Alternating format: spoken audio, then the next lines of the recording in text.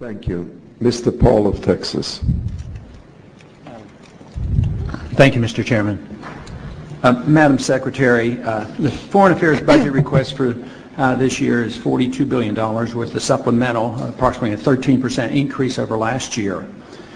Our expansive foreign policy is draining great wealth from the American people, and yet our foreign interventionism is creating enemies all over the world. But I would like to address an area of particular concern, which is our policy in the Middle East. Many Americans and many members of Congress are fearful that we are about to dramatically expand the war in the Middle East to include hostilities against Iran. We are escalating our sharp rhetoric toward Iran. We are deploying an additional carrier group and Patriot missiles to the region. And although Iran has approached the United States to establish a serious dialogue 2 times since 9/11, they have been rebuffed both times. Unproven charges against Iran's nuclear intentions are eerily reminiscent of the false charges made against Iraq before we invaded that country. What little information we do have about Iran is coming from similarly dubious sources, the terrorist organization known as MEK, for example. The Iranian Ahmad Chalabis are all lining up and feeding us self-serving information about Iran, it seems. Unproven accusations of Iranian support for the Iraqi insurgency are now serving as a pretext for this escalation. Pressed for proof of dramatic claims of Iranian involvement in Iraq, the administration keeps promising that they are compiling it. This sounds like Iraq, where accusations came first and proof was supposed to come later, only that proof never came because the accusations turned out to be false. Here's what we do know. The Iranians are very unlikely to support the Iraqi Sunnis and Baathists. They consider the Sunni Iraqis the enemy. However, some 99% of all the attacks on U.S. troops occur in the Sunni Arab areas carried out by Ba'athist or Sunni fundamentalist guerrilla groups. How does that compute with administration claims that Iran is playing the major role in the insurgency? Realistically, the Iranians do have a justifiable self-interest in dealing with Iraq, a neighbor cast into civil war as a result of our U.S. invasion. They face incredible instability next door. We should also remember that Iraq Shiites that Iran is most anxious to help are the Supreme Council, our allies around whom we are trying to build a government in Iraq. So this is my question. Can you assure me, this committee, and the American people that the United States will not initiate a preemptive attack on Iran? Well, Congressman, first of all, let me say that I think the President's made very clear that we're not planning or intending an attack on Iran.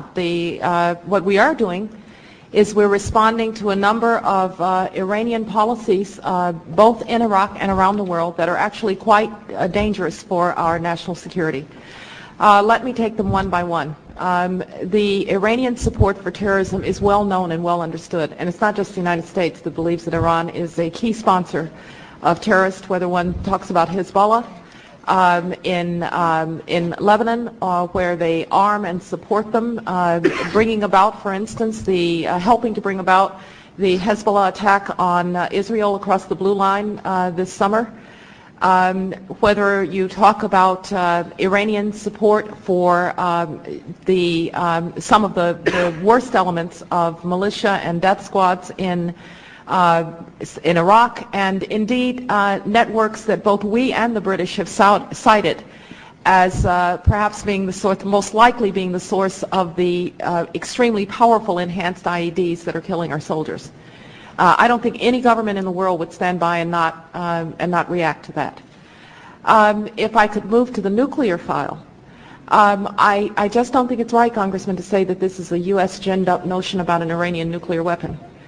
And I would just note that the people, the diaspora that signaled that in fact there might be something going on illegally at Natanz in Iran, where it turns out now that they had been enriching and reprocessing for 18 years without the knowledge of the IAEA, was a tip given not just to the United States but to the IAEA.